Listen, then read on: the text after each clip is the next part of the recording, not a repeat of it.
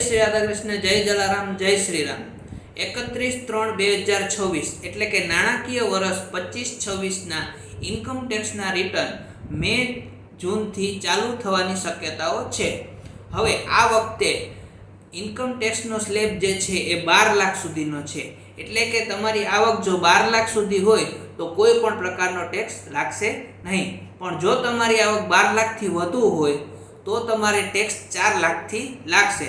એટલે કે 0 થી 4 લાખ કાંઈ ટેક્સ નહીં, 4 લાખથી 8 લાખ 5%, 8 લાખથી 12 લાખ 10%, 12 લાખથી 16 લાખ 15%, 16 લાખથી 20 લાખ 20%, 20 લાખથી 24 લાખ સુધી 25% અને 24 લાખથી વધારે જો તમારી આવક હોય તો તેના પર 30% ટેક્સ લાગશે.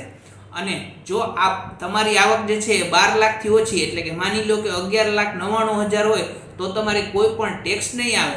પણ જે તમારી આવક સ્પેશિયલ રેટ પ્રોવિઝન્સની હશે, જેમ કે શેર માર્કેટની આવક છે, અથવા તો તમારે કોઈ પ્રોપર્ટી વેચાણ છે એની આવક છે, કોઈ લોટરીની આવક છે, તો આ બધી આવક પર આ 12 લાખનું રિબેટ એટલે કે જે ટેક્સનું રિબેટ મળે છે એ ટેક્સનું રિબેટ નહીં મળે, એના પર તમારે ટેક્સ ભરવો પડશે.